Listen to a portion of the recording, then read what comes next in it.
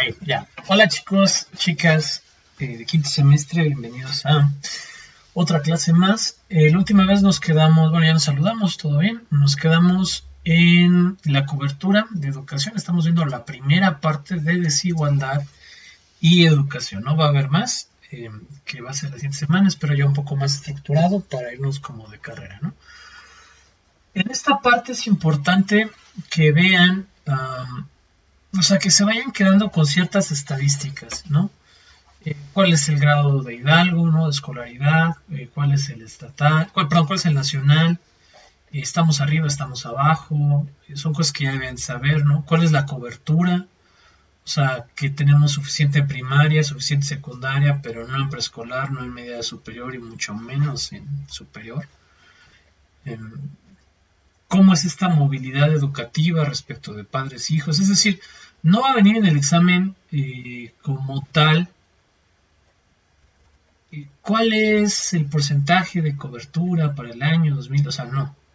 Pero a lo mejor sí venga, cuál es, en qué punto de la educación en México es donde existe menor cobertura, ¿no? O sea, porque haya menos problemáticas, cuestiones así. La idea es racionalizar un poco.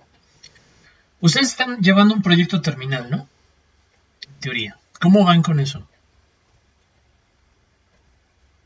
Pues bueno, hasta ahora estamos, pues yo creo que bien, pero estamos ahorita haciendo encuestas respecto a nuestro proyecto. Cada quien tiene reuniones con su tutor o tutora, pero ya son individuales. Creo que pues vamos bien, poco a poco. Me acuerdo de una canción. Ok, ¿alguien más? También bien, yo de hecho cambié mi tema a algo relacionado a la cobertura, pero sigue siendo la infraestructura. Ok, muy bien, Estrellita. ¿Alguien más? ¿Otro comentario, por favor? Pues creo que vamos bien, pero bueno, a mí se me está complicando en las encuestas, porque es de unas determinadas zonas. Y zonas de aquí no sé si conozca el barrio del Arbolito, el de la Nueva Estrella. Galeana y eso para arriba. Entonces, pues necesariamente necesito a esa población, pero se me está haciendo complicado ahorita como encuesta por lo mismo de con la situación. Pero de ahí en fuera voy. Ok, muy bien. Vamos a hacer un pequeño paréntesis antes de que se me olvide. Y aprovechando que está aquí su jefa de grupo. Por ahí falta este chico, ¿cómo se llama? Que me pidió permiso. Francisco. Ajá, Francisco, gracias. Quiero estar ausente por unas cuestiones personales. Bueno, eso ya quedó solucionado. Yo creo que siempre les dije a todos que si algo sucedía, que no había problema, ¿no? Que me avisaran, que íbamos a favorecer el aprendizaje asincrónico, ¿no? No se hace un pase de lista como tal por lo mismo.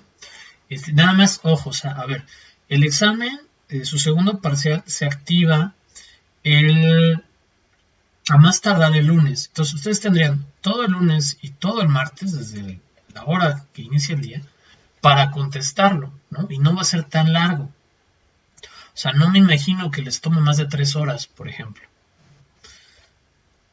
Sí les pido a todos, a los que están aquí, a los que no están aquí, más allá de cómo se lleven como grupo, pues que entre ustedes se digan, oye, ya contestaste el examen, oye, contesta el examen, no, hay que contestar el examen. Digo, los videos están en YouTube, todos, menos el de la última clase, que no es para este parcial. Entonces, bueno, si alguien quiere, puede repasarlos, digo, creo que está muy a tiempo. Pues sí implicaría desvelarse o desmañanarse, pero bueno, las herramientas están ahí.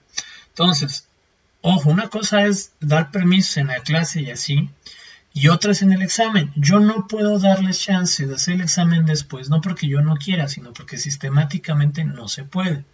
El examen está programado para la segunda semana de exámenes, es de los últimos que deberían de hacer, el mío. ¿Por qué? Pues porque el contenido es amplio, yo así lo prefiero, a veces la primera semana se mueve, a veces pasan cosas raras en el sílabus, entonces ya para la segunda semana prácticamente todo funciona muy bien y es la fecha que me ha quedado, me ha acomodado mejor. Dicho eso, no se confíen, hay que checar lo de la auto y la coevaluación, creo que todavía no están formados los grupos, los voy a formar igual el mismo día que subo el examen, formo los grupos, si no están formados, ahí sí quien sea, recuérdame, ¿no? Mándenme un mensaje por Facebook de formarlos, contesten bien ustedes, contesten entre todos, no se den en la torre y no le den la torre a sus compañeros porque alguien no contestó, ¿no? Yo tengo que cerrar y cerrar, o sea, esa es como mi responsabilidad. Y ya si después se reabre o no se reabre, si después hubo otras cosas, eso a mí ya no me compete. O sea, en teoría se cierra y no se vuelve a abrir, ¿va? Entonces, tengan cuidado con eso, chequen bien sus actividades, están a tiempo, ¿no? Y listo, continuamos. Entonces, hablando del proyecto terminal, en ciencias sociales existen dos grandes divisiones o una gran división en los estudios, ¿no? Básicamente son estudios cuantitativos, ¿no? Y estudios cualitativos. Ahora, como hay un manejo brutal de los conceptos, ¿no? O sea, pensamos que, no sé, metodología, método, modalidad, técnica y herramienta es lo mismo y no es así, o sea, cada cosa es algo totalmente diferente. Se acostumbra mucho a decir, es un trabajo mixto, ¿no? O sea, porque tiene tantito de cuanti y tiene tantito de quali. Hay trabajos mixtos, pero es muy complicado que un trabajo realmente lo sea. A ver, si ustedes van a entrevistar, por ejemplo, a mujeres que han sido víctimas de violencia, ¿no? Se me ocurre. Y el grosso de la modalidad o el grosso de la metodología es la entrevista como tal, ¿no? Y la investigación documental, pues su trabajo es cualitativo. Incluso y si al interior contrastan algunos datos descriptivos, como por ejemplo, cuánto porcentaje de mujeres sufre violencia, no lo hace cuanti, ¿de acuerdo? O sea, no lo hace cuanti. O sea, sería cualitativo. Un trabajo cuantitativo implica un manejo de datos más fuerte. O sea, no es una estadística descriptiva. Decir, hay tanto porcentaje de pobres, hay tanto porcentaje de ricos, hay tanto porcentaje... O sea, eso no es un trabajo cuantitativo, es un trabajo descriptivo. Ajá. Un trabajo cuantitativo ya es desde hacer sus propias encuestas, siempre y cuando tengan una metodología cuantitativa, ¿no? O sea, vayan a medir algo realmente, no una percepción. O utilizar tasas de crecimiento que ustedes las creen, correlaciones, regresiones lineales, modelos factoriales, es decir, alguna técnica matemática de modelación o alguna teoría matemática o alguna teoría estadística, entonces sí se convierte en cuanti, ¿va? Eso es de entrada. Ahora, hay de la gran infinidad de metodologías para hacer un trabajo de investigación. Podríamos resumir que existen dos modalidades, ¿no? Sobre todo cuando se manejan datos cuantitativos o cuando se va a hacer un cuestionario o cuando se va a hacer una entrevista. Cuando solo es una investigación documental, pues no tiene pierde, ¿no? Pero cuando se incorporan algunos elementos que ya mencioné, hay dos formas de atacar el fenómeno. O creas la encuesta y haces las entrevistas primero, o las haces después. Si las haces primero, bueno, pues tus resultados van a ser como neutros, ¿no? Imparciales, 100% honestos, sin estar dirigidos, ¿no? Y vas a sacar una gran cantidad de información. Pero puede ser que la información que saques después no la puedas contrastar con teorías, con modelos, con investigación documental que ya existe. Y que cuando hagas el contraste digas, uy, hubiera estado bueno preguntar esto, ¿no? O uy, hubiera preguntado esta cosa y hubiera salido más información. El otro modelo más tradicional y que yo prefiero es primero agotar la investigación documental, es decir, me leo casi todo lo que se ha escrito sobre el tema, sobre todo en tiempos recientes, en condiciones similares a las que estoy estudiando, y de ahí los elementos más importantes los convierto en preguntas del cuestionario o los convierto en preguntas de la entrevista para poder corroborar o para poder refutar tesis previas de otros autores. Esto me parece que tiene mayor valor en la investigación, ¿de acuerdo? O sea, se acerca más a ciencia social que a disciplina. No sé cómo van ustedes, ¿no? No sé qué metodología han escogido, o si van como a tientas o dando palos de ciego, o le pongo tantito de acá, le pongo tantito de allá, no sé. No sé qué modalidad hayan escogido, no sé con qué metodología estén trabajando, no sé qué indicador vayan a querer obtener. Pero sí es muy importante que respalden los hallazgos con información previa. Por ejemplo, me acuerdo que decíamos, no, los pobres son pobres porque quieren, ¿no? O sea, cuando nos metemos a estudiar el fenómeno de pobreza, sí, o sea, va a haber elementos de personas que su percepción o su motivación o la falta de la misma les impide aspirar a superar su condición. Pero eso es diferente a decir que lo quiere, ¿no? O sea, realmente no lo quiere, pero ignoran la capacidad de superarlo. Entonces, eso es profundizando en el estudio, ¿no? O no podemos decir, por ejemplo, estaba viendo un concepto bien interesante, lo vi en Facebook, no me acuerdo si uno de ustedes lo publicó, quién, de racismo inverso, ¿no? O sea, que decía que una persona que es blanca, ¿no? De ascendencia europea, una cuestión así, no puede decir que ha sido discriminado por racismo, porque el racismo, la palabra como tal, el concepto, está ligado a personas con tez oscura que históricamente han sido explotados. O sea, los blancos no han sido explotados, entonces no tienen ese componente histórico, no es racismo, sí es discriminación, o sea, sí es discriminación, pero no es racismo. Entonces hay que tener cuidado con esos conceptos. Regresando a la clase y a su proyecto terminal, cuando ustedes se encuentran ese estilo de hallazgos, por ejemplo aquí, cobertura educativa en México, ¿no? O sea, y ustedes están haciendo un estudio, por ejemplo, de por qué a la mujer le es tan difícil llegar a ejercer una profesión o obtener un grado de licenciatura, ¿no? Y hacen las entrevistas y dicen, no, pues es que al preescolar no me mandaron porque no había en mi colonia, ¿no? O no había en mi comunidad. O sea, a la primaria sí fui, a la secundaria igual, pero pues en la media superior no logré entrar, ¿no? Y ya. Entonces, van a la estadística, pues sí, mira, no hay cobertura en todos los kinders, ¿no? Y si hacemos un mapa y un buffer, donde esta persona que estoy entrevistando vivía, efectivamente, no hay un kinder en kilómetros, ¿no? Hay una primaria bien chiquita y una secundaria, pero también lo mismo pasa con media superior. Entonces, se refuerza más lo que están diciendo, ¿no? Entonces, ya pueden decir, uno de los factores que afecta la capacidad de las mujeres para continuar su formación profesional es la lejanía de planteles educativos adecuados, ¿no? Una baja cobertura. O sea, tienen que cuadrar las dos. O sea, se los voy a decir con mucho cariño, o sea, para mí su opinión es importante, ¿no? O sea, lo que ustedes crean, las conclusiones a las que ustedes lleguen, es importante. Pero en el mundo académico no basta. Tenemos que encontrar los sustentos estadísticos, no es una opción, los sustentos documentales, ¿no? Con otras teorías que ha habido es otra opción, ¿no? Que reafirmen o que comprueben lo que estamos diciendo, que lo sostengan, que no sea en el aire, ¿no? O sea, váyanse en el siguiente supuesto. Hay dos personas, uno es doctor en todo lo que es doctor de medicina, ¿no? Y la otra, pues, no tiene ningún estudio. Entonces van con la que no tiene ningún estudio, ¿no? Y le dicen, ay, mira, traigo un dolor de muela, ¿no? Traigo hinchado, me está saliendo como una muela de juicio. Los revisa esta persona y les dice, híjole, ¿qué crees? Te voy a tener que cortar el pie, ¿no? Y para curarte. Y ustedes van a decir, ¿cómo que vas a cortar el pie, no? O sea, la muela pie, ¿no? O sea, ¿qué relación hay? No, sí, es que no, tienes ahí un chacal agarrado a la pierna, no lo puedes ver, pero ese es el que causa el dolor. O sea, ¿ustedes qué van a decir? O sea, no soy médico, pero pues no. En cambio, van con el otro doctor, ¿no? Y les dice, a ver, permíteme, necesito hacer una radiografía de tal zona, desde tal ángulo, o un ultrasonido desde tal ángulo, ¿no?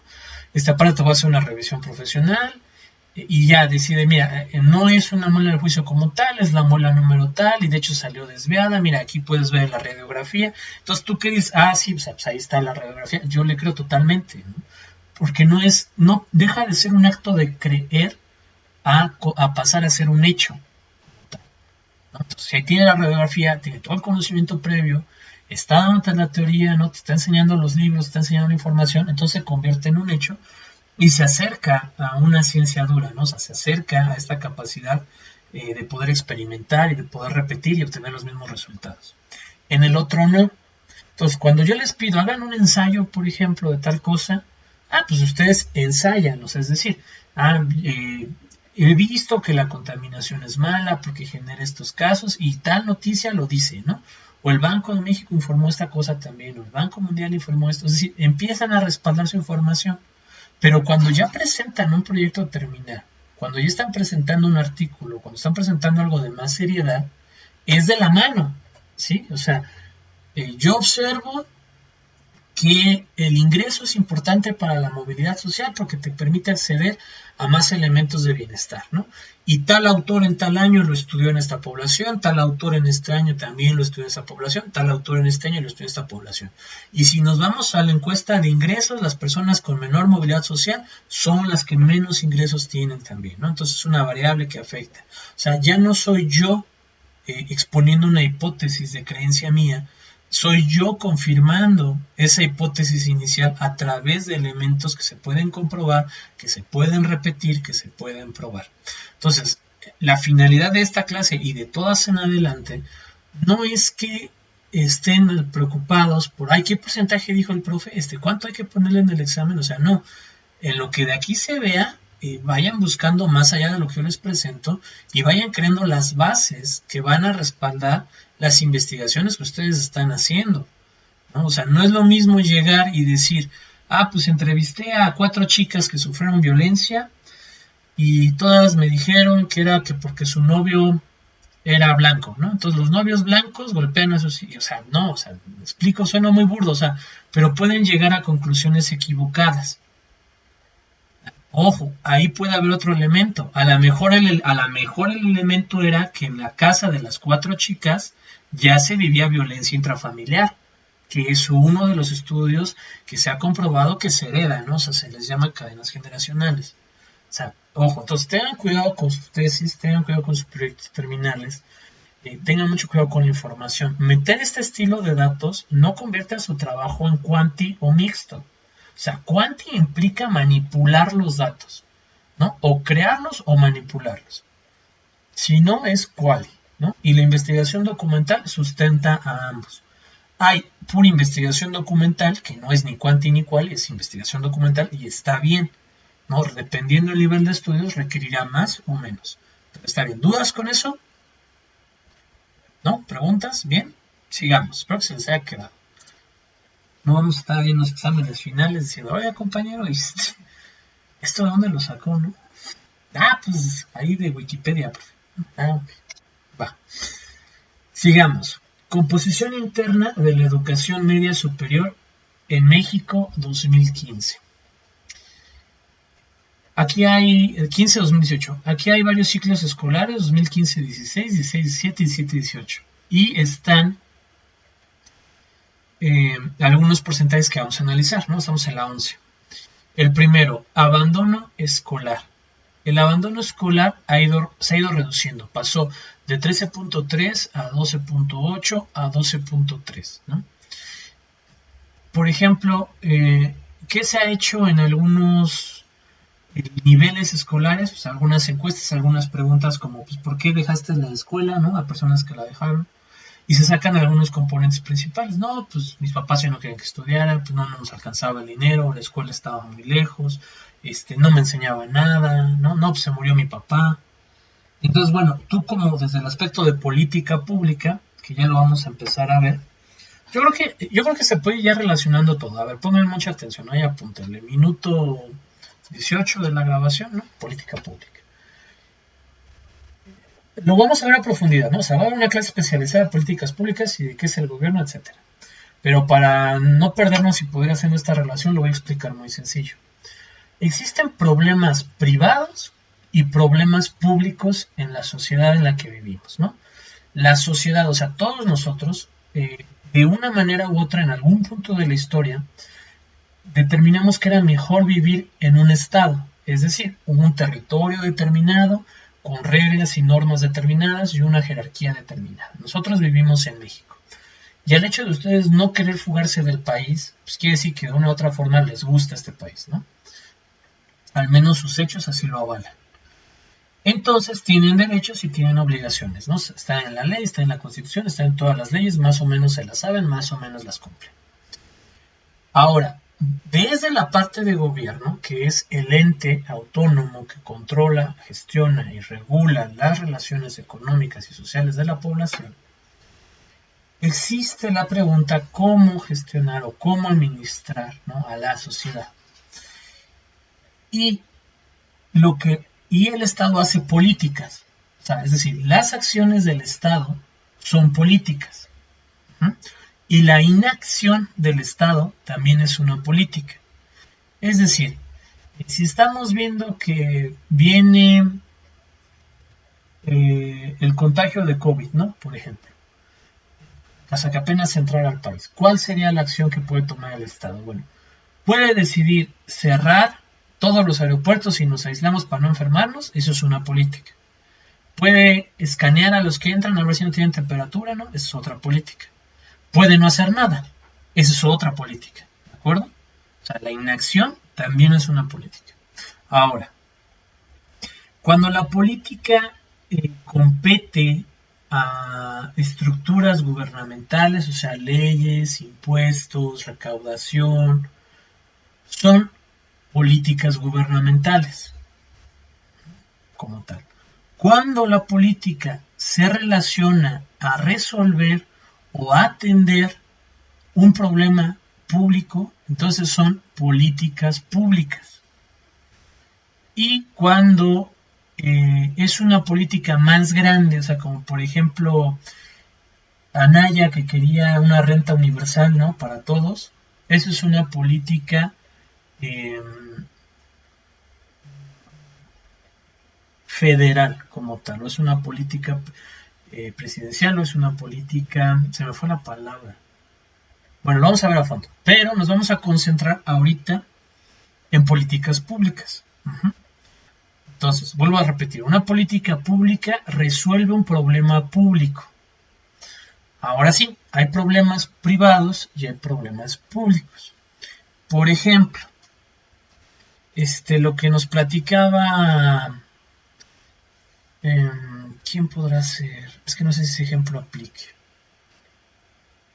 Pues por ejemplo, supongamos, voy a agarrar a Néstor, casi nunca lo agarro ejemplo, ¿no? Néstor.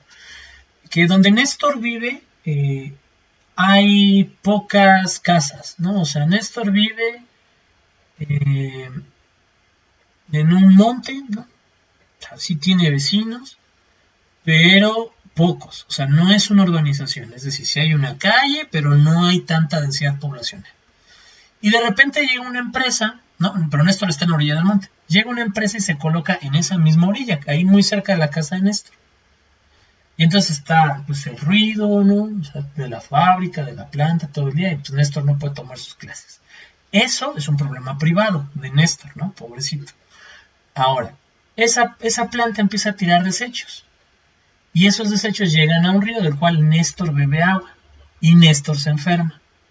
Eso es un problema privado de Néstor. Pero de ese río toman agua todos sus vecinos y se van a zonas de irrigación, de cosecha, donde comen más personas. Y muchas más personas se enferman. Eso ya es un problema público. ¿De acuerdo? ¿Cuál es el número mágico, profesor? ¿Cuándo es privado? ¿Cuándo es público? Depende, o sea, depende mucho, ¿no? Estamos hablando de una localidad, por ejemplo, de Pachuca, donde hay 250,000 habitantes y está afectando a 100 personas, pues no es como un problema público, ¿no? Pero si está poniendo en riesgo a más de 1,000 personas, bueno, sí ya habría que voltear a verlo, ¿no? Lo que estas personas, por ejemplo, de Frena, ¿no? Que le están quitando fideicomisos y muchas cosas, o sea, pues no es un problema público, o sea, sí son un buen, pero somos 130 millones de mexicanos, o sea, ellos no llegan ni a 500,000, o sea, no es un problema público. Sí son problemas transversales, pero son públicos, la pobreza, el hambre, la desigualdad, ¿no? Los que tradicionalmente ustedes ya conocen, para los cuales hay políticas de Estado, ese es el término, o política social, que son todos los programas sociales como bienestar, como Bécalos, como la cruzada contra el hambre, oportunidades, solidaridad, o sea, toda esta serie de políticas estatales que se han hecho para combatir estos problemas transversales. Entonces, regresando a nuestra clase, ¿dudas con eso? Digo, o sea, lo vamos a ver a fondo, es solo como para que tengan una idea de qué estamos hablando, ¿no? ¿Dudas? ¿No? Muy bien. Regresando a nuestra clase, estamos aquí con la composición de la educación. Se hace un análisis, ¿no? O sea, estas preguntas vienen de un análisis, o sea, ¿por qué abandonan? ¿Cuántos abandonan? ¿Por qué reprueban? Ah, pues el abandono escolar, ¿no? Que es lo que yo estaba hablando. Ah, pues se murió mi papá, ya no nos alcanzó el dinero, ¿no? Pues no me gusta la escuela es de muy mala calidad, ¿no? Pero de estos elementos se hace un análisis estadístico de componentes principales o factorial o de regresión, cualquiera puede servir. La finalidad es descubrir cuál de estas variables es la que está afectando más realmente y generando el abandono escolar. Y descubrimos que es la falta de ingreso, ¿no? O sea, que la mayoría se sale de la escuela porque no les alcanza para estudiar y pues para comer en familia. Entonces, ¿qué generas como política pública? Una beca. Es decir, hay un estudio que si tú le das 1,000 pesos al joven, hay menor posibilidad de que abandone la escuela. Y lo apuestas, porque a ciencia cierta no lo sabes. Conforme el alumno lo usa para pagar sus estudios y sus libros, conforme el alumno va y lo gasta en alcohol. ¿No? Pero eso no lo puedes controlar. Habría que profundizar, o sea, a ver, sigamos el viaje. Síganlo el viaje, ¿no? O sea, habría que profundizar. Ok, primera etapa de la política. Ya hicimos el diagnóstico. Hay mucho abandono escolar. Segunda etapa, el diseño. Ya vimos que el abandono escolar, el principal componente es la falta de ingreso. Ya 3, la implementación. Ya dimos una beca, ¿no? O sea, ya les estamos dando becas para que no abandonen. Cuarto, una evaluación. En la evaluación vemos que efectivamente a los alumnos que ocuparon el dinero para la escuela no abandonaron, pero que muchos a los que se les dio el dinero no lo ocuparon para la escuela. Entonces, rediseño de la política, ¿no? Si no lo ocupas, va a haber una sanción, ¿no? Se hace la investigación, no lo ocupan, se hace la sanción y pues ni modo, vas para la cárcel porque malversaste fondos, ¿no? Podría ser una. Otra, no les vamos a dar en dinero, se los vamos a dar en una tarjeta donde solo puedan comprar libretas y libros, no alcohol. O sea, son rediseños. A ver, chicos, vamos a ir ¿hasta aquí todo bien? ¿Sí? ¿Dudas? ¿Preguntas? ¿No? Muy bien. Vamos a un paréntesis. Sí. ¿Qué pasó? Bueno, podría volver a mencionar lo que dijo que, o sea, un problema privado es para pocas personas, pero dijo que no había así como un número específico.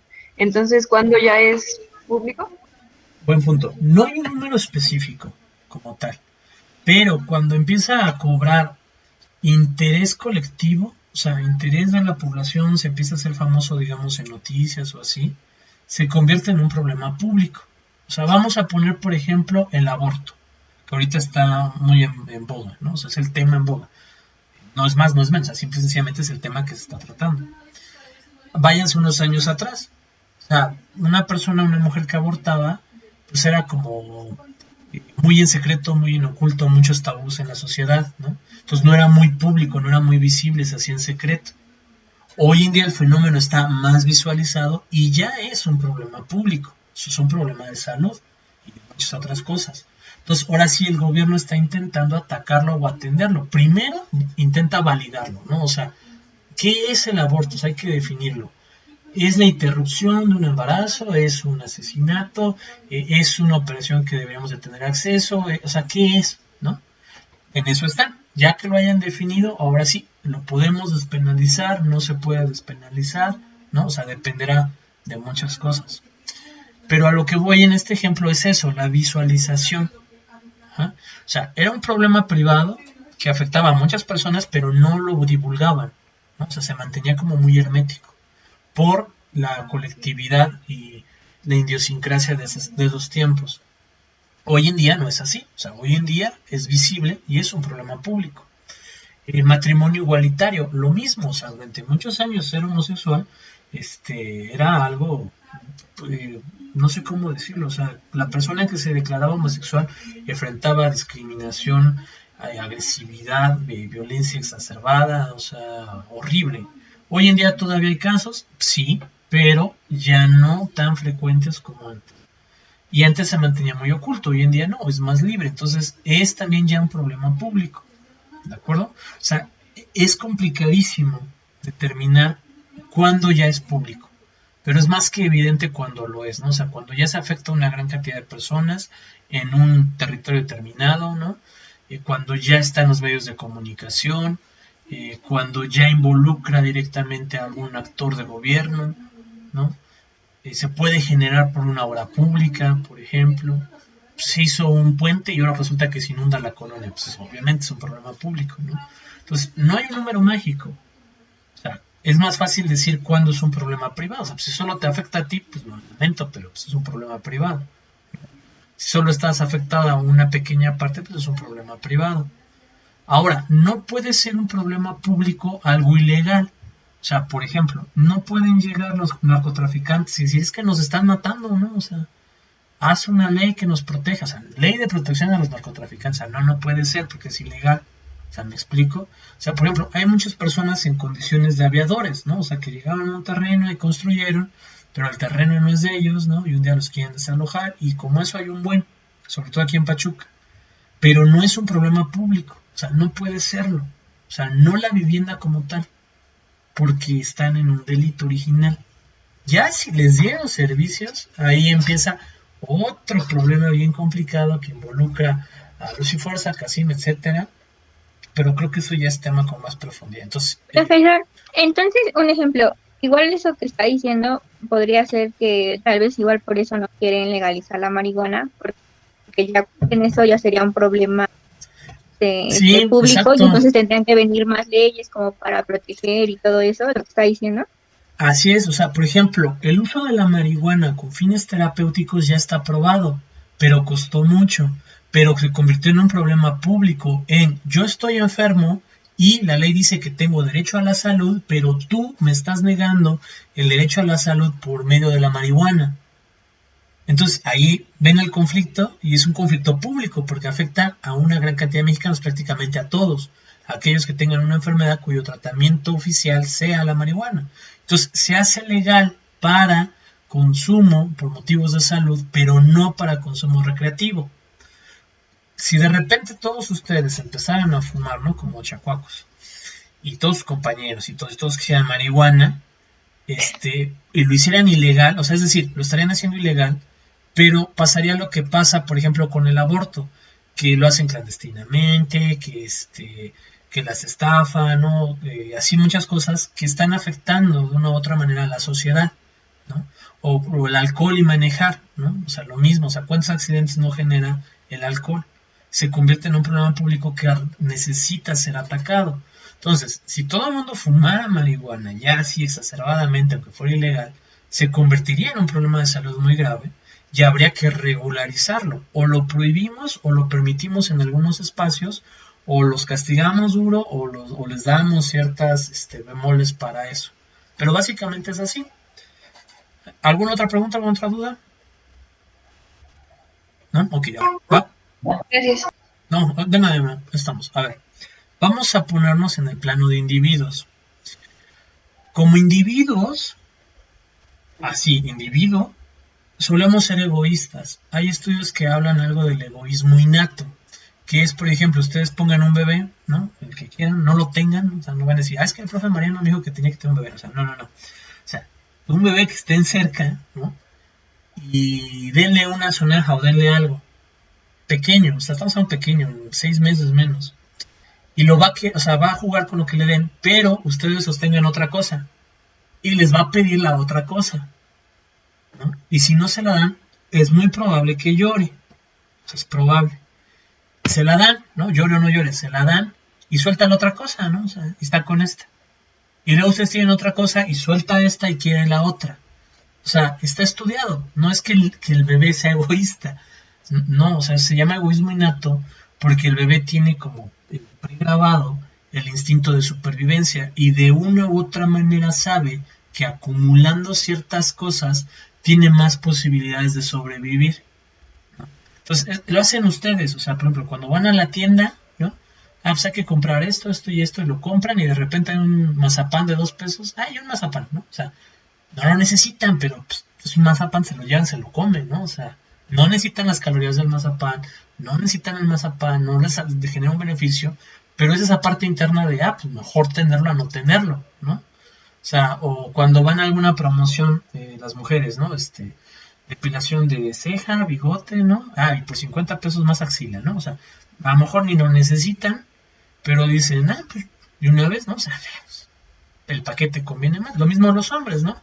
Puede ser, no sé, a lo mejor un carro, ¿no? Pues te cambiamos aceite, balanceo y por 50 pesos más lo lavamos. Y tú dices, pues sí, ¿no? O sea, no, el carro está lavado, pero pues lávalo otra vez. O sea, forma parte de eso, de querer acumular, y se ve potenciado por el sistema neoliberal. O sea, si ustedes se dan cuenta, el mensaje es acumula, consume, consume, acumula.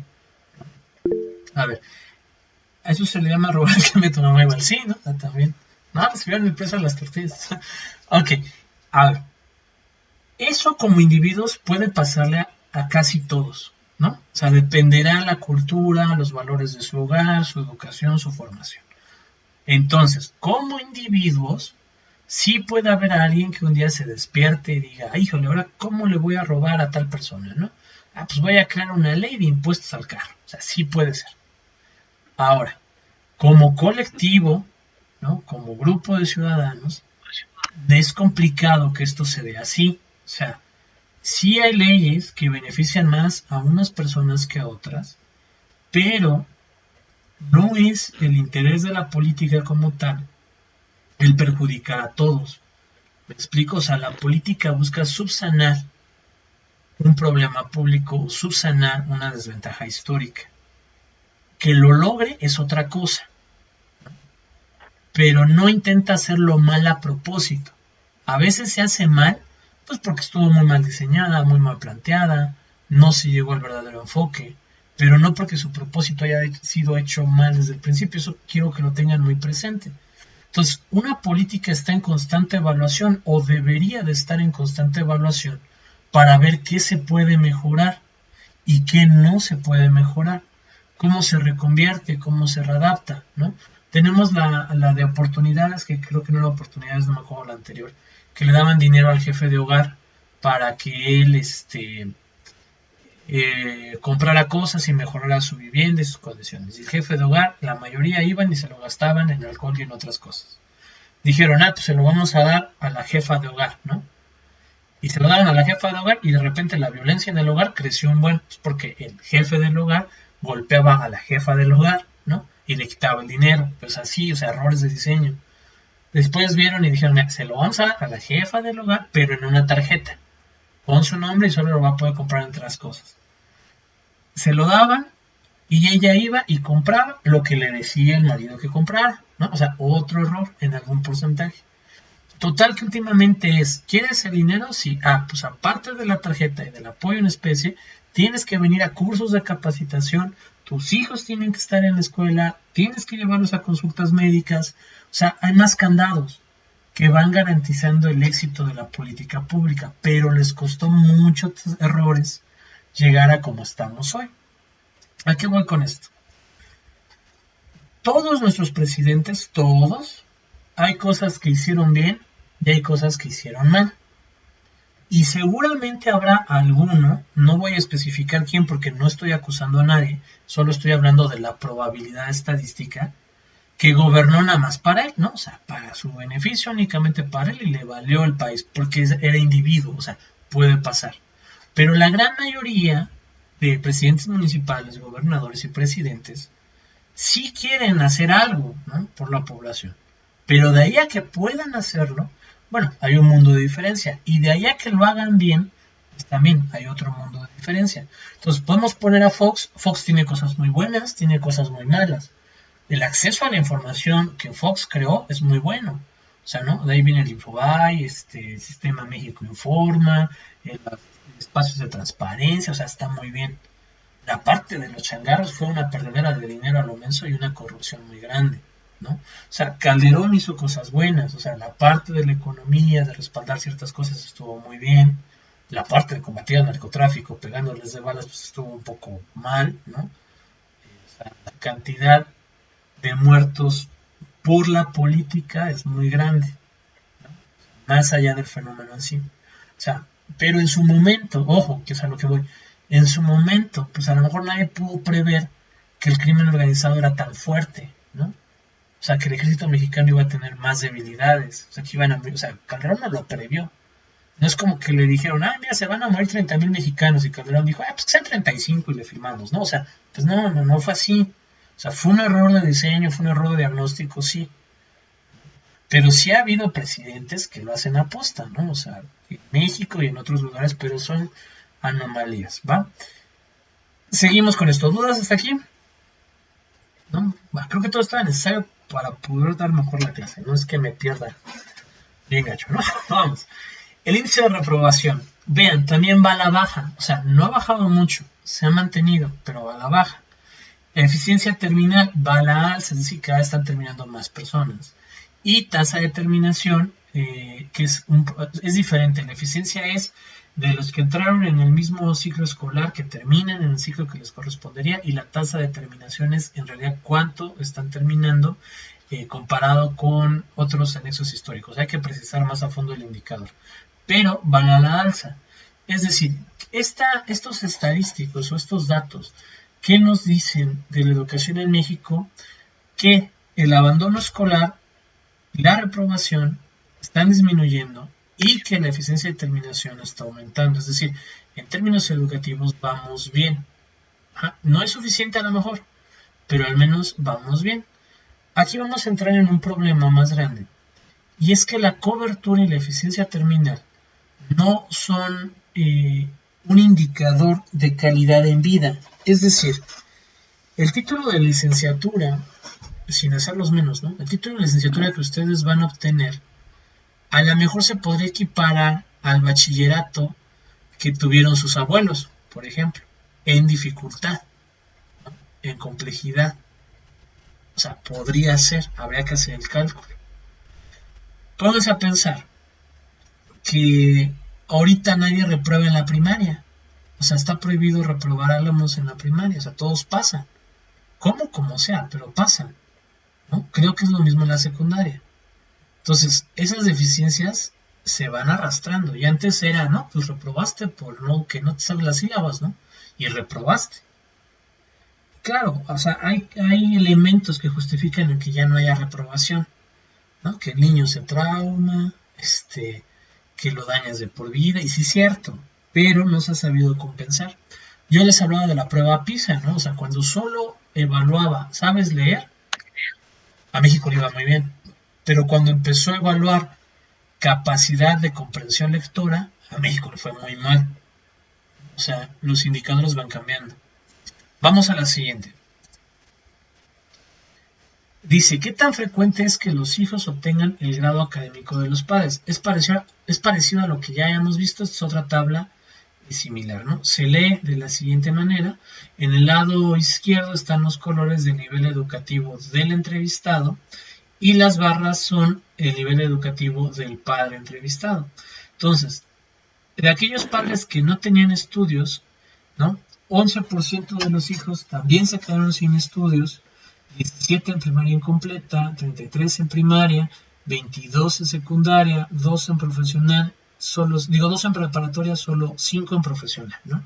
Y en el caso contrario de los padres que sí tenían estudios profesionales, pues se invierte la tabla, ¿no? Ahí la pueden estudiar más a fondo, es solo una perspectiva para ver realmente desde tu hogar de origen, qué tanto impacto, qué tantas probabilidades tienes de llegar a cierto nivel educativo basándote en el nivel educativo de tus padres. Ahí vean si ustedes la tenían fácil o la tenían complicada llegar hasta aquí, ¿no?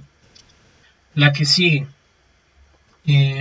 Movilidad educativa entre dos generaciones. Poblaciones con padres que no asistieron a la escuela frente a población de padres con estudios universitarios.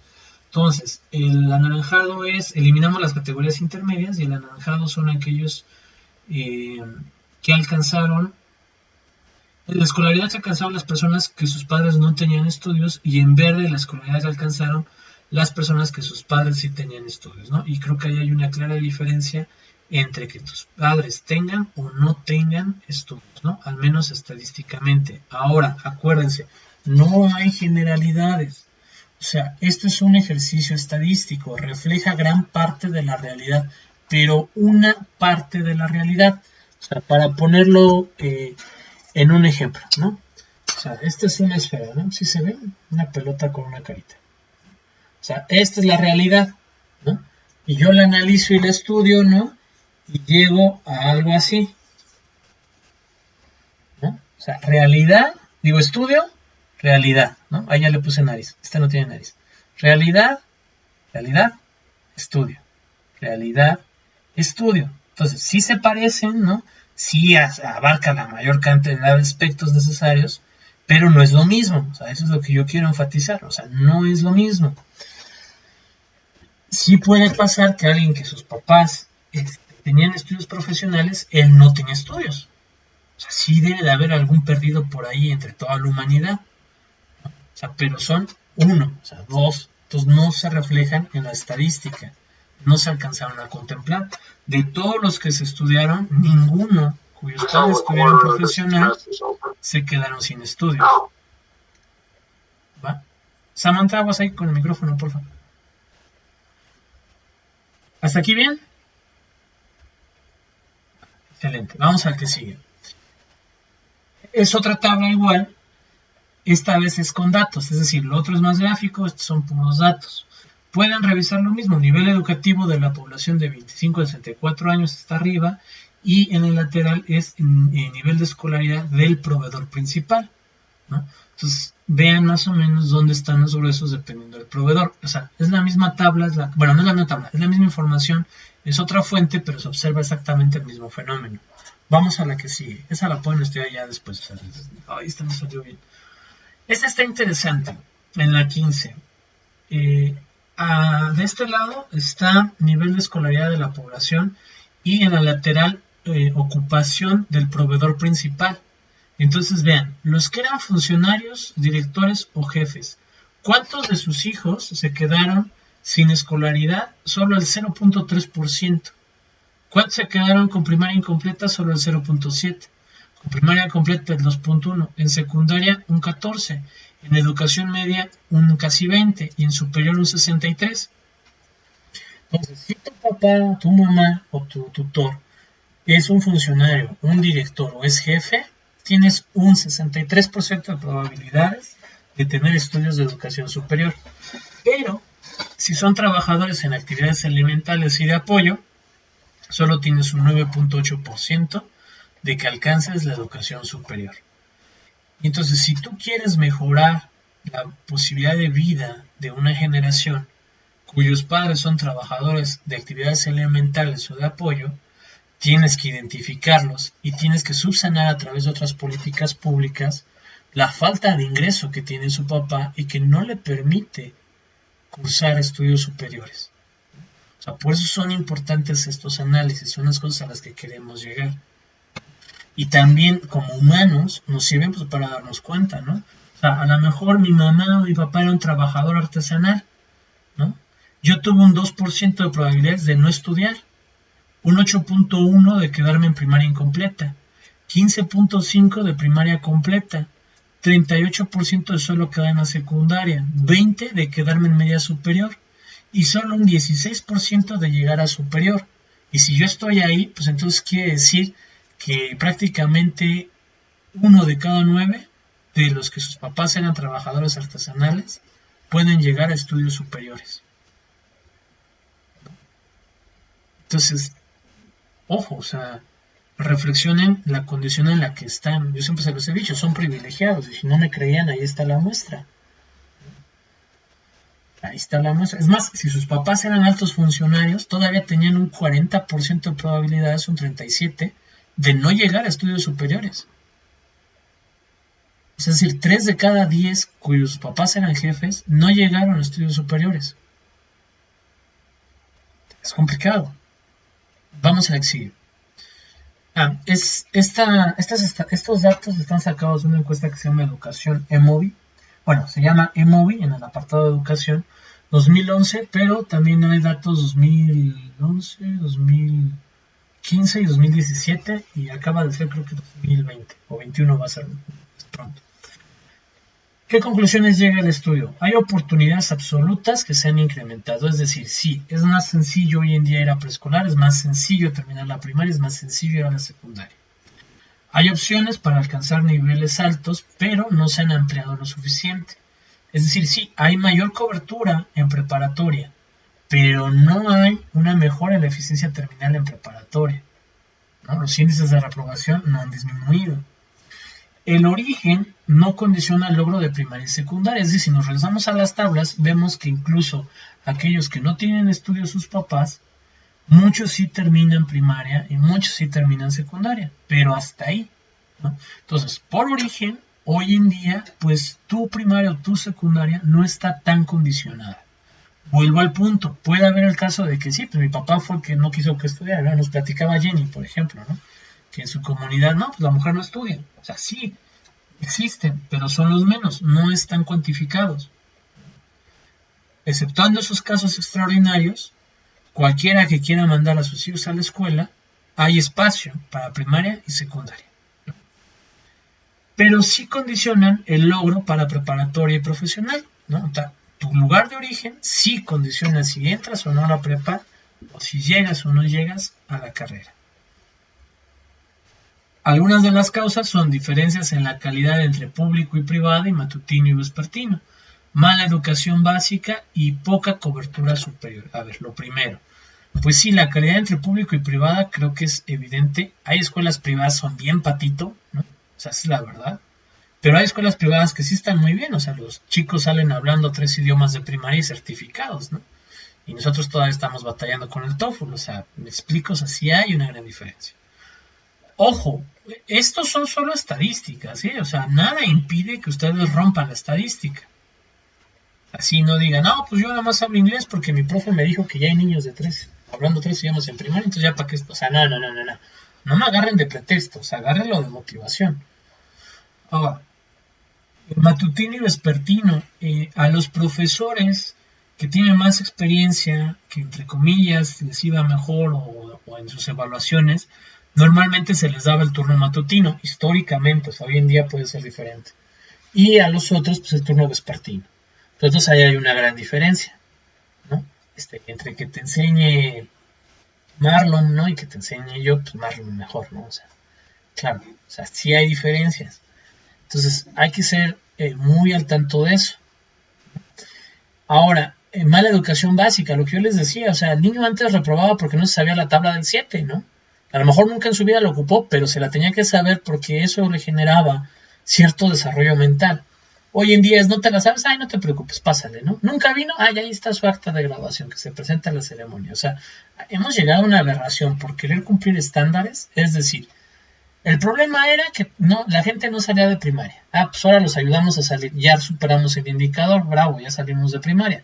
Pero salimos con una cantidad de conocimientos totalmente inútiles, sin madurar, sin asimilar, sin el pensamiento deductivo, sin el razonamiento lógico, ¿no? O sea, salen, pero salen muy mal. Entonces sí, tenemos una alta eficiencia en primaria, 0 reprobación, pero los niños reprueban PISA por todos lados, ¿no? O sea, hasta los más destacados. Y la cobertura en superior, o sea, no sé si entraron a la primera, ¿no? A la universidad.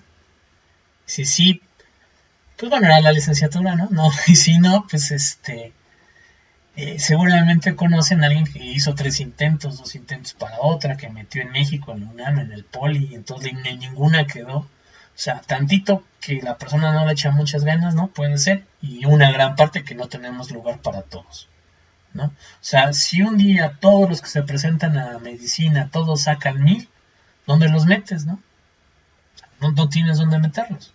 Obviamente no van a sacar 1000 pues, por todo lo que hay detrás, ¿no? O sea, es imposible que una generación de repente todos tengan el mismo resultado. O sea, no se puede. Entonces, pero si pasara otra, que quisiera ver cuál va a ser el criterio de selección. Siguiente, la 17.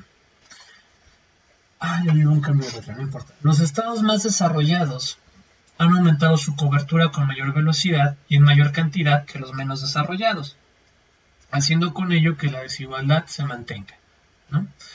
Es decir, si los estados que ya nos llevaban ventaja histórica en economía, en producción, en bienestar, fueron los que en mayor velocidad y cantidad aumentaron su cobertura en la educación.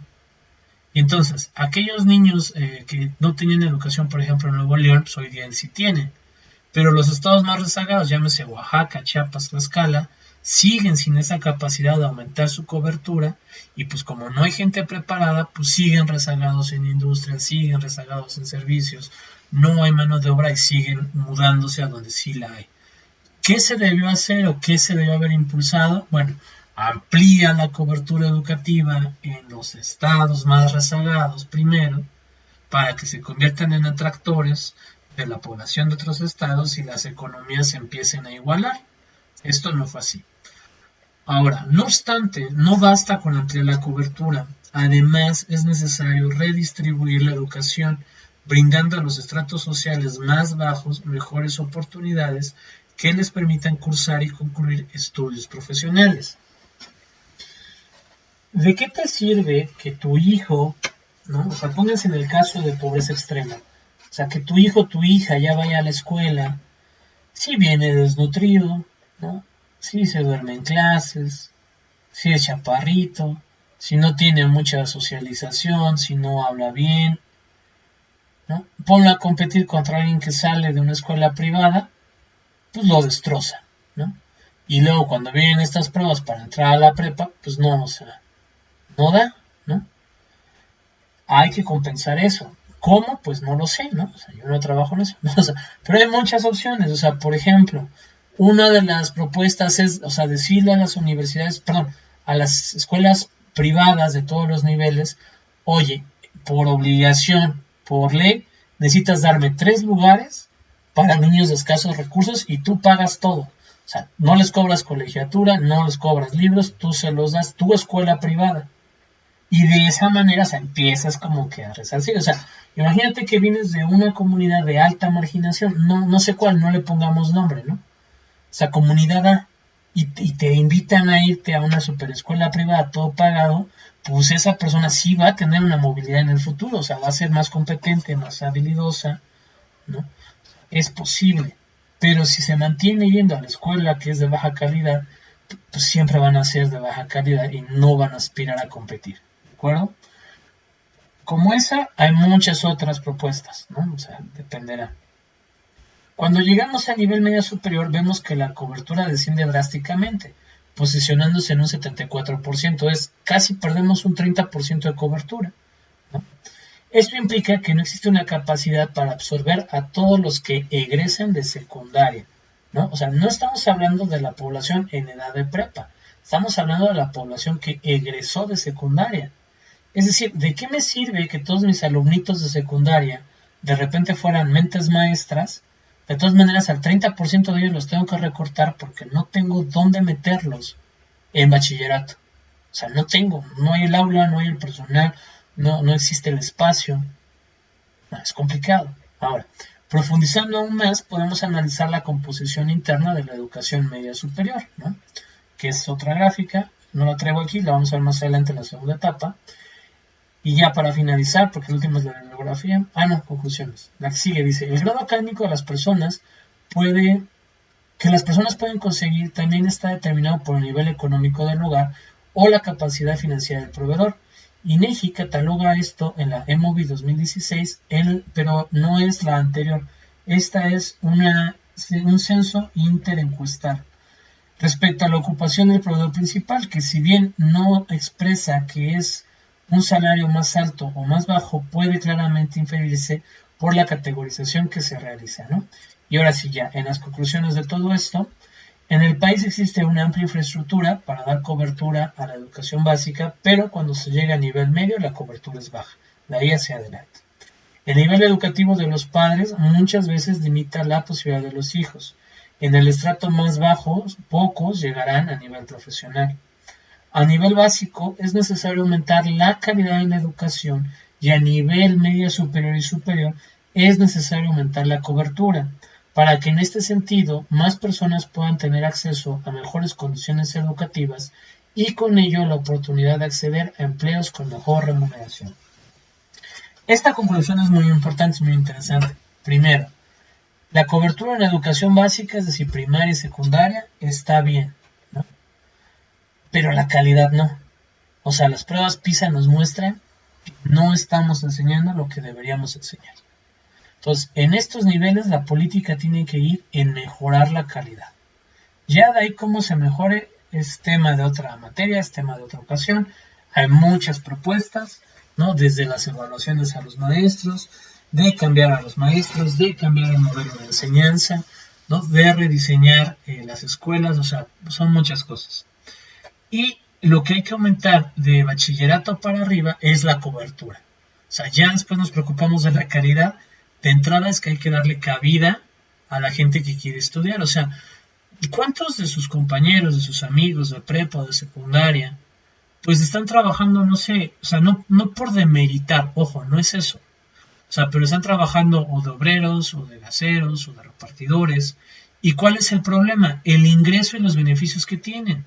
O sea, que alguien sea carpintero está genial, a mí me encanta la carpintería, o sea, está muy bien, no demerita nada, no le quita a la persona, no le hace más ni menos, o sea, pero cuando vamos al ingreso, pues si tiene su propia carpintería, habrá días que gane mucho, habrá días que no gane, no tiene seguro, no tiene prestaciones, no hace antigüedad, no va a tener pensión, o sea, estas son las cosas que los empleos con más estudios, algunos sí dan.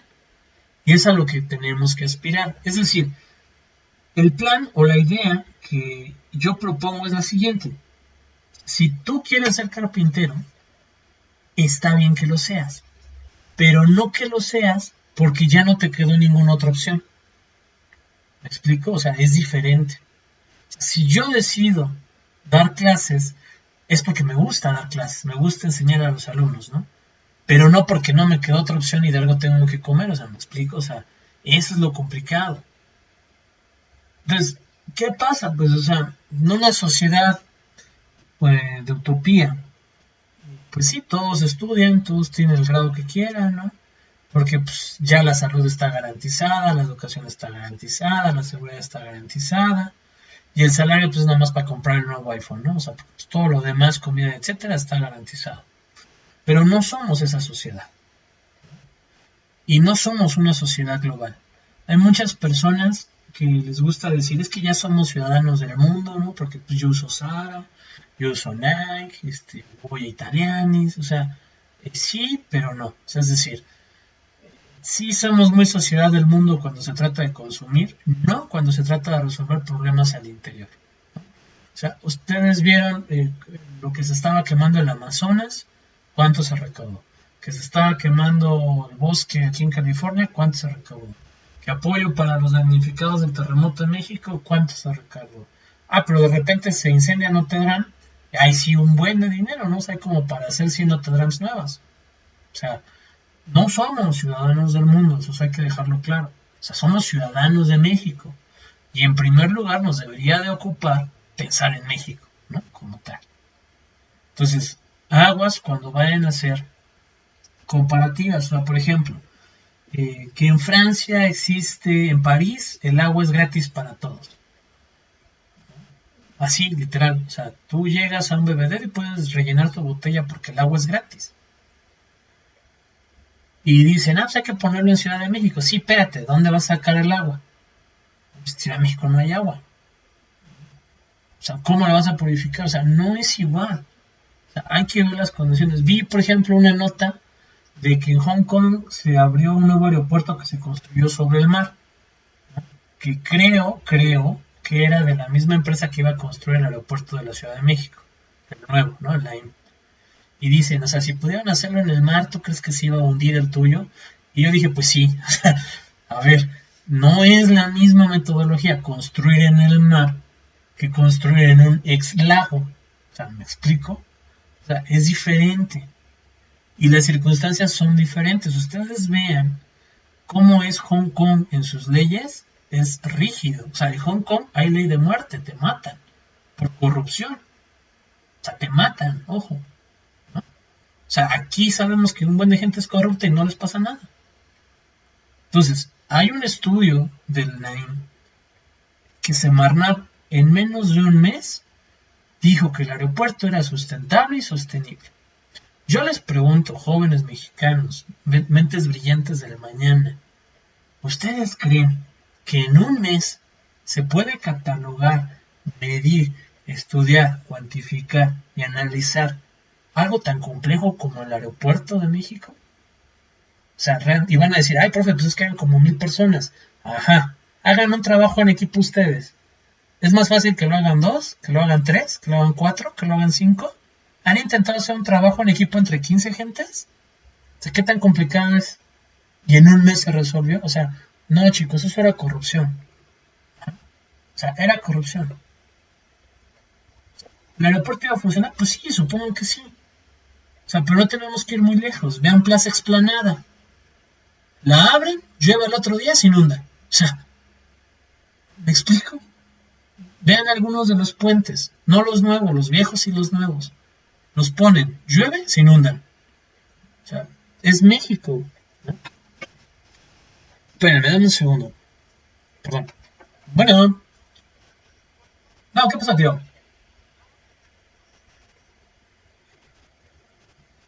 Ya, perdón. Es que son de esos familiares a los que siempre les contesto porque casi nunca me hablan. No, porque puedo pasar algo. Todo bien, gracias.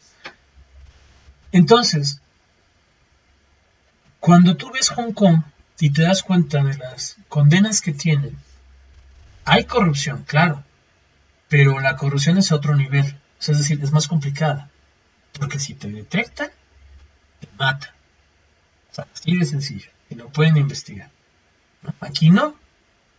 O sea, aquí te agarran por corrupción, te detienen, vas a la cárcel y por corrupción sales. O sea, ¿me explico? Es complicado. En el modelo de pensamiento asiático, que es muy interesante y hay muchos autores, ¿no? Yo les recomiendo un libro que se llama... Ay, ¿cómo se llama? Déjenme, lo busco. Es Cohen... No,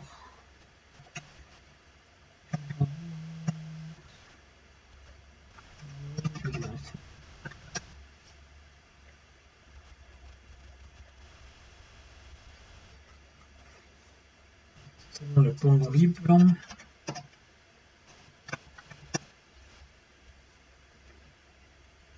Ay, ¿cómo se llama este libro? Estoy buscando, en un segundo.